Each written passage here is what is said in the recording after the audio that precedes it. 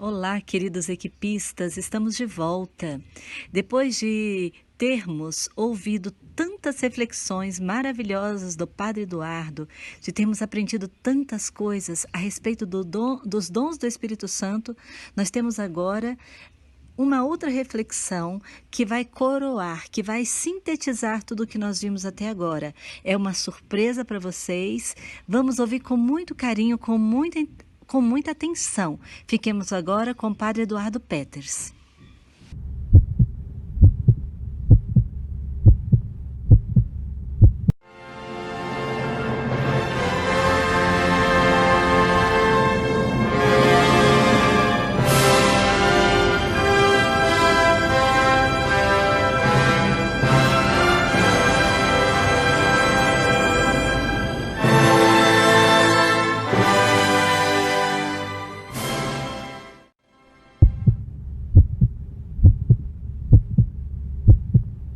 Leitura do livro do Êxodo. Assim diz o Senhor: Não oprimas nem maltrates o estrangeiro, pois vós fostes estrangeiros na terra do Egito. Não façais mal algum à viúva nem ao órfão. Se os maltratardes, gritarão por mim, e eu ouvirei o seu clamor. Minha cólera então se inflamará, e eu vos matarei à espada. Vossas mulheres ficarão viúvas, e os órfãos os vossos filhos. Se emprestardes dinheiro a alguém do meu povo, a um pobre que vive ao teu lado, não sejas um usurário, dele cobrando juros. Se tomares como penhor o manto do teu próximo, deverás devolvê-lo antes do pôr do sol, pois é a única veste que tem para o seu corpo, e coberta que ele tem para dormir. Se clamar por mim, eu ouvirei, porque sou misericordioso. Palavra do Senhor. Graças a Deus.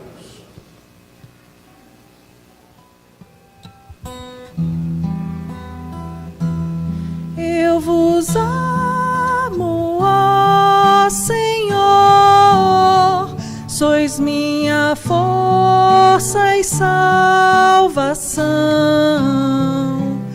Eu vos amo, ó Senhor, sois minha força e salvação.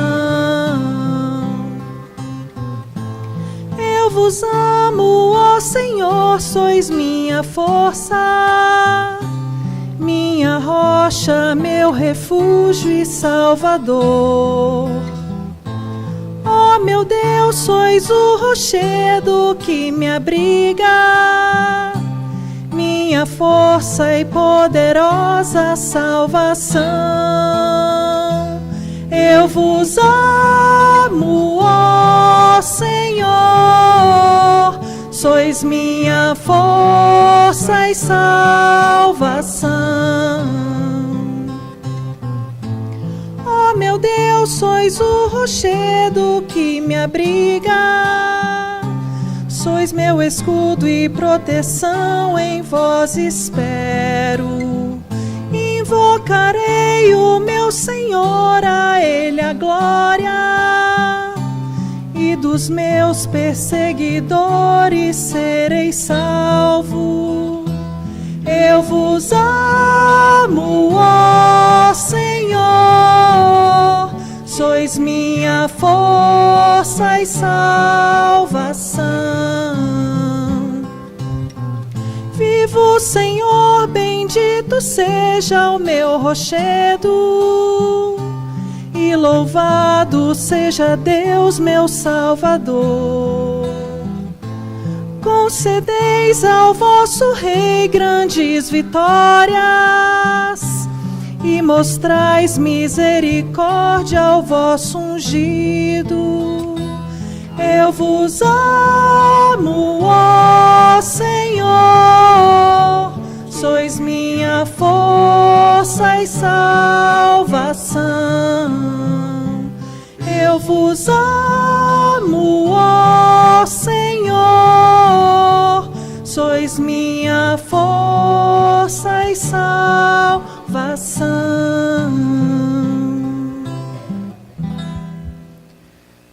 Leitura da primeira carta de São Paulo aos Tessalonicenses. Irmãos,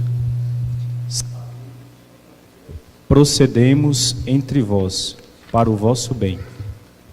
E vós vos tornastes imitadores nossos e do nosso Senhor, acolhendo a palavra com a alegria do Espírito Santo, apesar de tantas tribulações.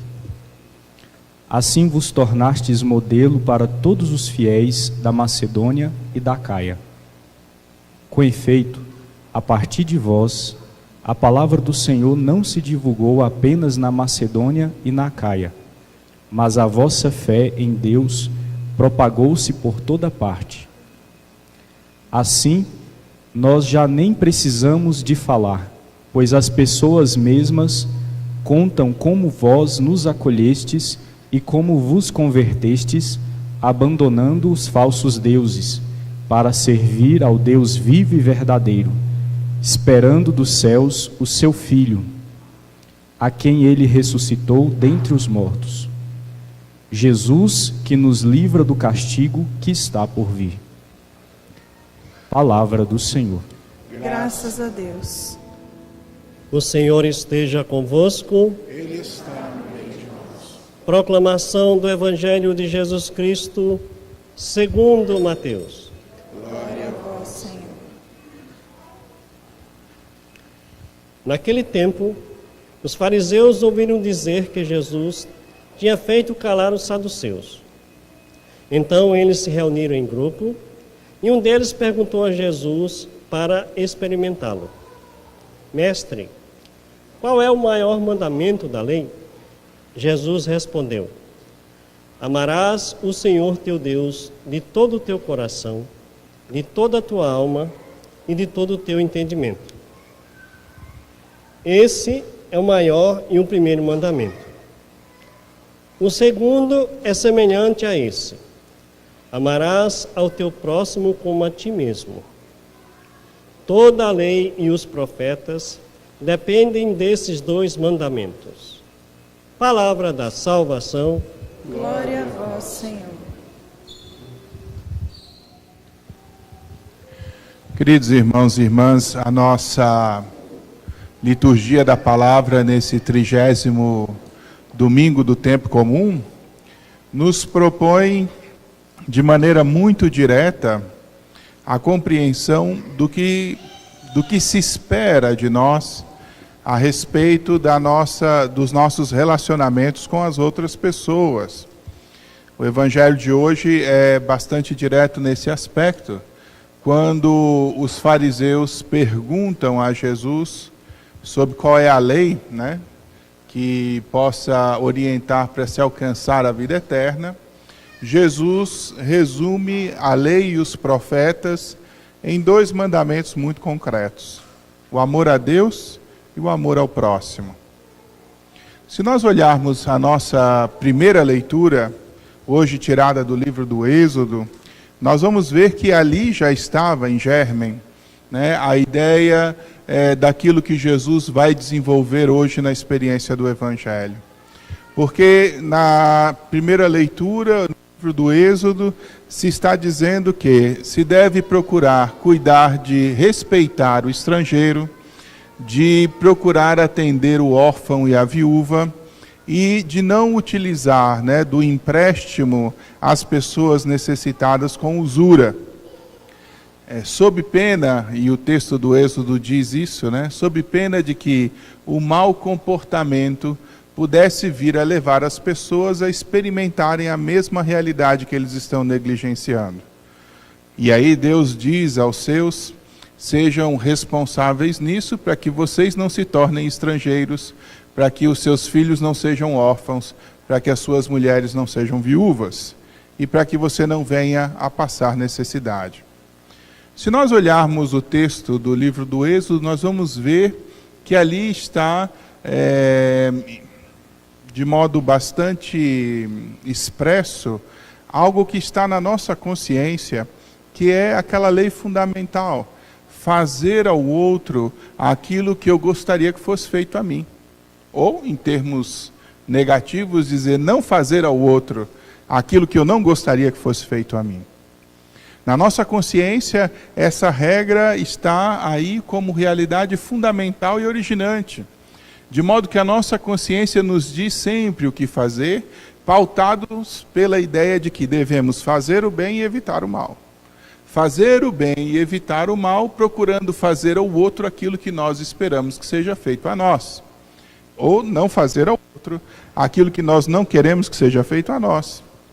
Quando pensamos que essa é a estrutura fundamental da nossa consciência, nós precisamos compreender que a estrada do Evangelho está em perfeita consonância com aquilo que é a nossa natureza humana, onde nós somos chamados a progredir na experiência do bem. O que é que o homem tem que fazer, né? Dizer, em várias culturas, né, em várias perspectivas, vamos escutar essa mesma premissa: faz o bem e viverás.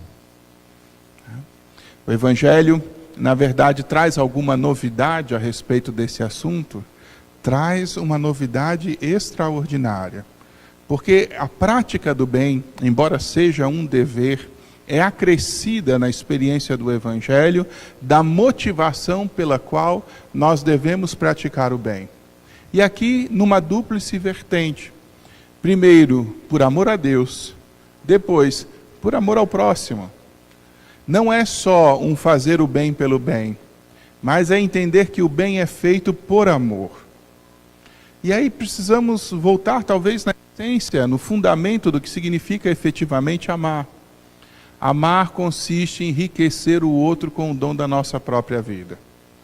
Amar é uma oferta do nosso ser, para que a realidade amada seja engrandecida pela nossa doação, pela nossa generosidade.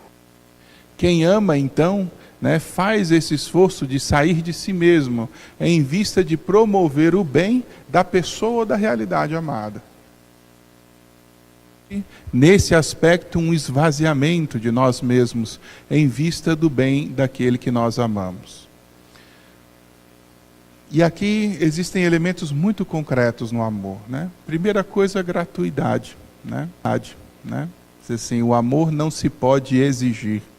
É tão paradoxal, que a gente tenha no Evangelho um mandamento do amor, Porque se tem que mandar, talvez já não seja mais tão livre assim, mas o modo como Jesus propõe essa experiência dá todo o sentido. O único mandamento é esse, que nós pautemos a nossa vida pela experiência do amor. Então o Senhor nos incentiva à experiência da generosidade.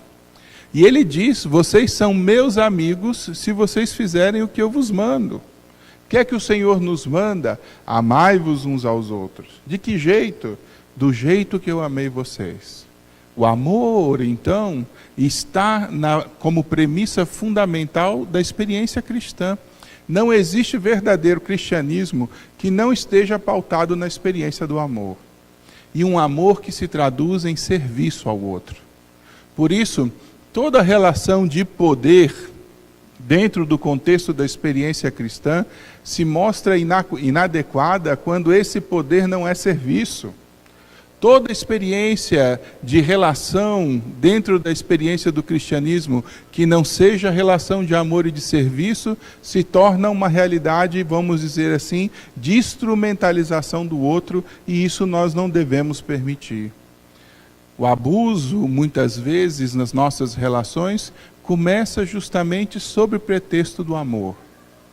Um pai, sim, tem a missão de servir a sua família e de cuidar de que todos cresçam e sejam educados na experiência da graça. A mãe, sim, tem o serviço de colocar em vista da sua família o seu ser, para que na centralidade da sua casa faça crescer também essa família na experiência do amor. O próprio sacerdote é constituído outro Cristo para que a sua vida seja ofertada cotidianamente, seja no altar, seja também que é a demonstração do amor pelo serviço ao povo de Deus, na obra que precisa ser realizada de salvação. E assim, não existe espaço dentro da igreja que não possa e deva ser preenchido pelo amor.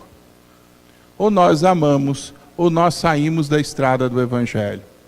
Isso precisa ficar muito claro, porque sempre que encontramos pessoas que assumem, às vezes, condição de poder sobre outras pessoas, e nessa condição de poder as dominam, estão fora da experiência do amor. Me lembro do trecho do livro do Gênesis, lá no pecado original, quando Deus fala justamente a experiência do homem e da mulher caídos, né? Dizia a mulher: desejo te impelirá o teu marido e ele te dominará.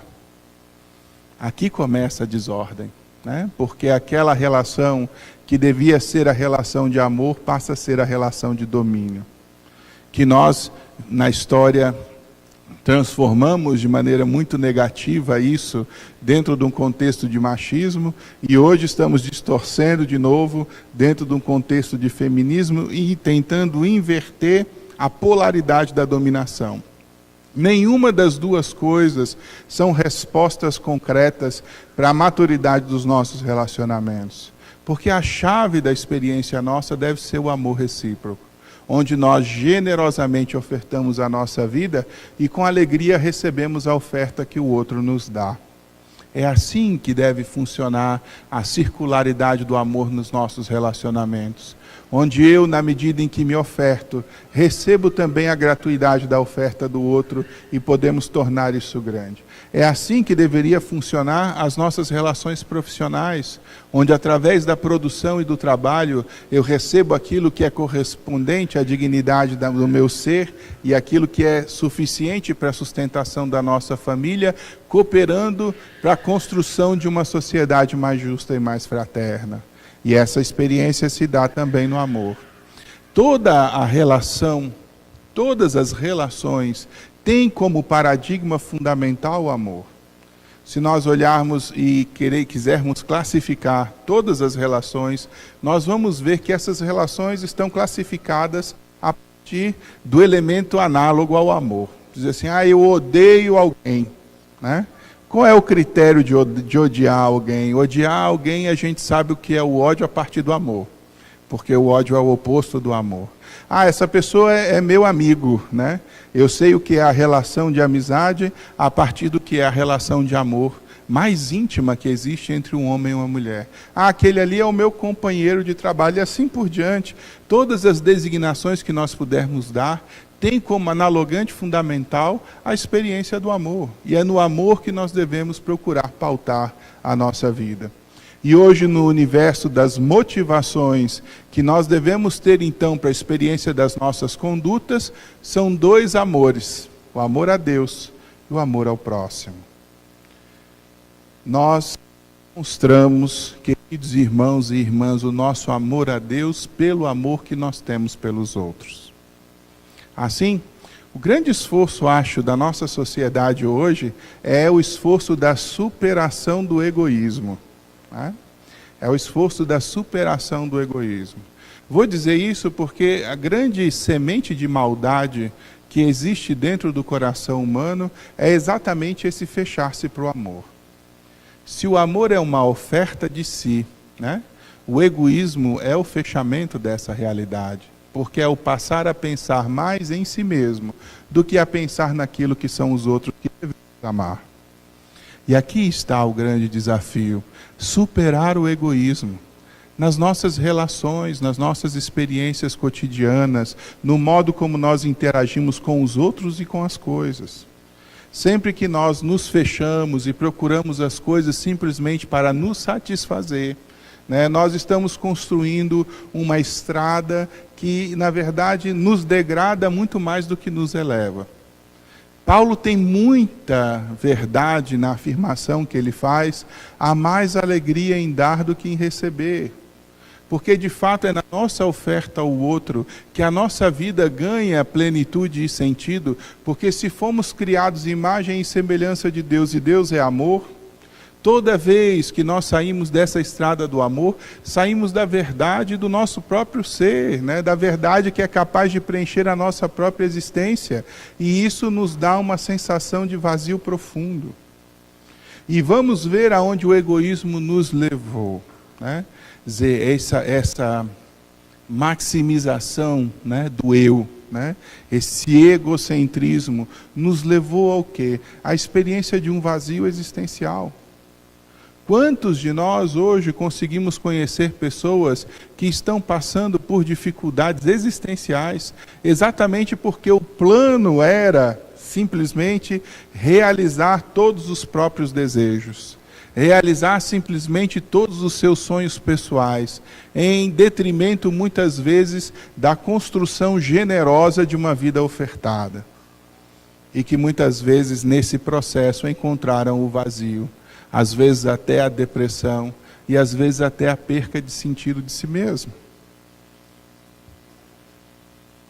Não há caminho para a verdadeira realização nossa no egoísmo. Não há caminho, de felicidade verdadeira na mera acumulação como segurança do eu. Não há caminho de felicidade e de realização nos relacionamentos onde eu me torno, vamos dizer assim, uma pessoa que suga das outras pessoas e se torna incapaz de ofertar alguma coisa. Até porque nós sabemos, nos relacionamentos conjugais onde não existe reciprocidade, nós vamos ver a produção da tristeza, do ressentimento e no final da revolta. Quando o amor se torna uma experiência unilateral na vida conjugal, ou seja, um ama o outro e o outro não responde a isso, isso gera com o tempo ressentimento, isso gera revolta, isso gera afastamento. Porque se não houver essa circularidade do amor, qual é o sentido de se estar juntos? Grande desafio nosso hoje como sociedade é superar a experiência do egoísmo. É entender que há mais sentido na fraternidade, no nós, do que simplesmente na obtenção da satisfação do eu. E o desafio nosso está em desapegar, muitas vezes, daquilo que são os nossos projetos pessoais, daquilo que são os nossos ordenamentos egoístas, para entendermos essa beleza que existe em dar a vida ao outro. E vou dizer a vocês que o melhor testemunho do que significa dar a vida ao outro e que é extremamente constrangedor é o testemunho da cruz. A cruz é o grande testemunho que vem da parte de Deus a respeito do que amor significa. Dar-se ao outro. Ninguém tira a minha vida, diz Jesus, eu a dou por mim mesmo. A decisão de oferta da vida na totalidade, assumindo o nosso lugar e a nossa condenação, para que nós pudéssemos ser poupados do que é a causa do pecado e tivéssemos a experiência de vida e de vida em plenitude. Paulo escreve na sua carta, e é bonito ver isso, o amor de Deus nos constrange. Porque de fato, Deus prefere a renúncia de si mesmo do que a imposição da sua autoridade, do seu poder sobre nós, embora Ele os tenha. Deus nos chama à experiência da comunhão com Ele para o amor e pelo amor. Assim a cruz se torna o grande anúncio do amor de Deus por nós e a grande denúncia do nosso pecado e do nosso egoísmo. Ele abre mão daquilo que seria a justiça para manifestar com clareza a sua misericórdia. Termino com a ideia da segunda leitura, que me parece muito bonita, quando Paulo escreve aos Tessalonicenses, falando justamente da alegria dele, porque ele agora não precisa mais falar, O testemunho daquela comunidade convenceu também as outras pessoas da beleza e da experiência do Evangelho e da salvação que é operada em Jesus Cristo. E ele, interessante quando diz isso, não são mais necessárias as palavras, Porque o modo de vocês agirem manifesta de fato aquilo que nós somos, essa comunidade redimida pelo Senhor. O modo como você age já sinaliza a experiência que você tem de cristianismo. Os seus gestos, as suas atitudes já conseguem traduzir essa experiência do amor de Deus? Nós já nos abrimos ao entendimento de que o bem que realizamos abre portas de plenitude para todos nós? Aqui está o grande desafio nosso, de realmente fazer aparecer na experiência da nossa vida o amor. Eu me lembro de uma conversa de seminário menor, quando nós falávamos muito dessa questão do uso do crucifixo ou não. Vejo que alguns trazem o crucifixo consigo. E o crucifixo é esse grande sinal do amor de Deus. mas precisa ser carregado não só, né, nos nossos pescoços aí, mas precisa ser carregado sobretudo no nosso coração e precisa ser carregado no nosso modo de proceder. O nosso amor a Deus precisa nos levar a sermos bons para com os outros. O nosso amor a Deus nos precisa também nos levar a experimentar essa realidade de plenitude na vida da gente. O nosso amor a Deus precisa ser sinalizado na misericórdia e nas boas obras que fazemos, e não simplesmente nos sinais que carregamos. São Francisco dizia isso, né, aos seus irmãos: ide anunciar o Evangelho, né? E ele botava como acréscimo: se for preciso, usem as palavras, né? Mas a ideia é essa, de que a nossa vida, né, o modo como a gente vive, deveria sinalizar o tipo de pessoa que nós somos. O mundo precisa reaprender a ver, né, os cristãos vivendo esse mandamento fundamental do amor. Que a gente via nas primeiras comunidades cristãs e que era motivo de conversão das pessoas, e isso está relatado nos Atos dos Apóstolos, é que as pessoas que não eram cristãs diziam: vede como eles se amam. Vede como eles se amam. Uma coisa bonita que estava escrita nas primeiras comunidades cristãs: não havia necessitados entre eles. Por quê? Porque o olhar de um para com o outro era sempre um olhar de cuidado, onde justamente a motivação do amor a Deus nos levava a procurar o próximo como fonte também da nossa realização, na medida em que nos colocávamos a serviço deles. Assim, quem é cristão não é indiferente, né? Nós vamos aprender aquele olhar da Virgem Maria das bodas de Caná, né? Que enquanto todo mundo estava bebendo vinho, a Virgem estava olhando preocupada porque o vinho estava acabando. E antes que alguém pedisse alguma coisa, ela vai até Jesus e diz: olha, eles não têm mais vinho. Jesus ainda provoca: mas o que eu tenho a ver com isso? Mas o belo aqui é o olhar da Virgem Maria, que se antecipa no amor, que se antecipa no cuidado. É aquela experiência da atitude da Virgem Maria, que ao ouvir falar que ela vai ser a mãe de Deus, o ato direto dela ouvir falar que vai ser a mãe de Deus é sair da sua casa e enfrentar uma viagem para servir a sua prima Isabel. Porque dentro da notícia que ela recebeu, a primeira notícia que estava lá é que ela já estava no 6º mês da gestação. Vai servir, vai cuidar, vai olhar. É aprender o que Jesus diz na experiência do lava-pés, que talvez seja a melhor tradução do que significa amor como serviço. Vós me chamais de mestre e dizeis: bem, porque eu sou. Se eu, que sou o vosso mestre, vos lavei os pés, deveis também vós lavar os pés uns dos outros. Ou seja, se colocar como servidor humilde do outro, de modo que o outro seja purificado e lavado justamente pelos nossos gestos de amor.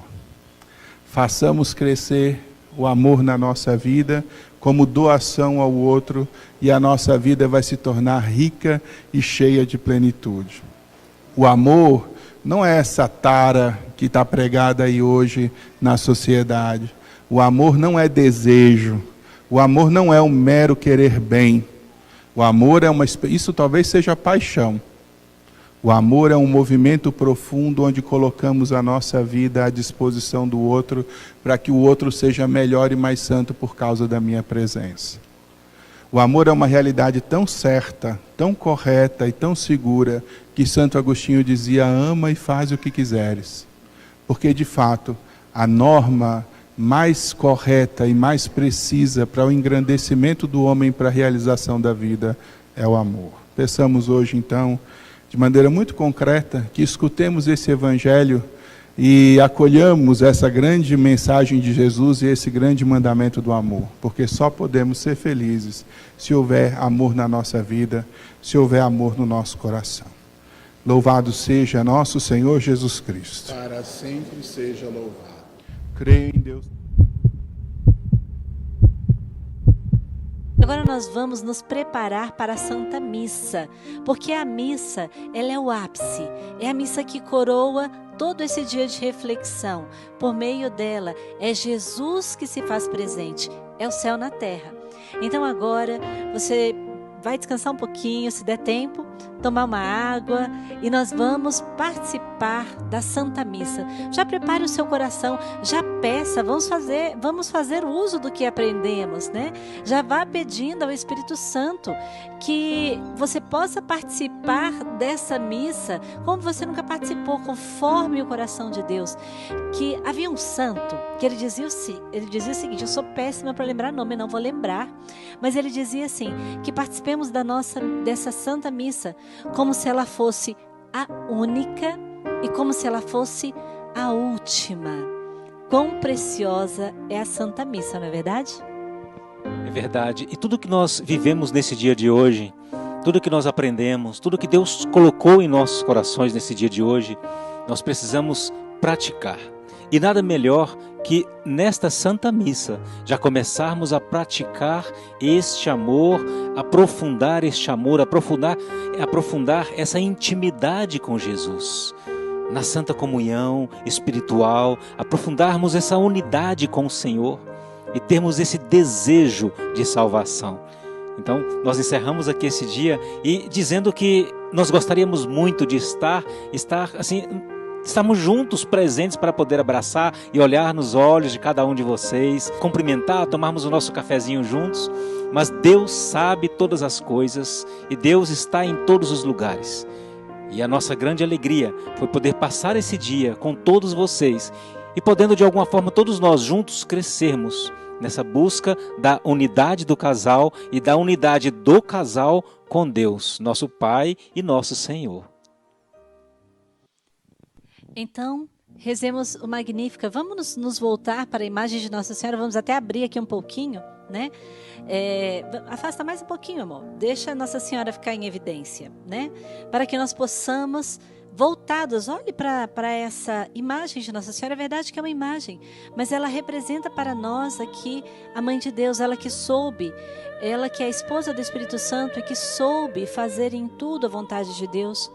Ela que foi aquela que portou Jesus Cristo no seu ventre, por meio da ação do Espírito Santo. Então, a mãezinha, obrigada por este dia. Nós te agradecemos pela sua presença materna que nos conduziu, pela sua presença que move os nossos corações para Cristo. Rezemos.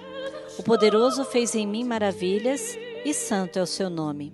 A minha alma engrandece o Senhor. Exulta meu espírito em Deus, meu Salvador, porque olhou para a humildade de sua serva. Doravante as gerações hão de chamar-me de bendita. O poderoso fez em mim maravilhas e santo é o seu nome. Seu amor para sempre se estende sobre aqueles que o temem. Manifesta o poder de seu braço, dispersa os soberbos, derruba os poderosos de seus tronos e eleva os humildes. Sacia de bens os famintos e despede os ricos sem nada. Acolhe Israel, seu servidor, fiel ao seu amor, como havia prometido aos nossos pais, em favor de Abraão e de seus filhos para sempre. Glória ao Pai, ao Filho e ao Espírito Santo, como era no princípio, agora e sempre. Amém. O poderoso fez em mim maravilhas e santo é o seu nome. Que alegria termos estado aqui unidos neste dia. Tenham uma santa missa e em breve, com a graça de Deus, nós nos veremos. Fiquem com Deus, Deus abençoe e com a bênção e proteção da Virgem Maria. Um grande abraço a todos vocês, a bênção, de Deus sobre todos nós e que Deus nos conceda a graça de colocarmos em prática tudo o que aprendemos hoje, porque nós somos de Deus. Somos de Deus e o nosso primeiro chamado é a salvação. Um grande abraço a todos vocês e até a próxima oportunidade. E nós encerramos este momento, porque estamos unidos e permaneceremos sempre unidos. Em nome do Pai, do Filho e do Espírito Santo. Amém.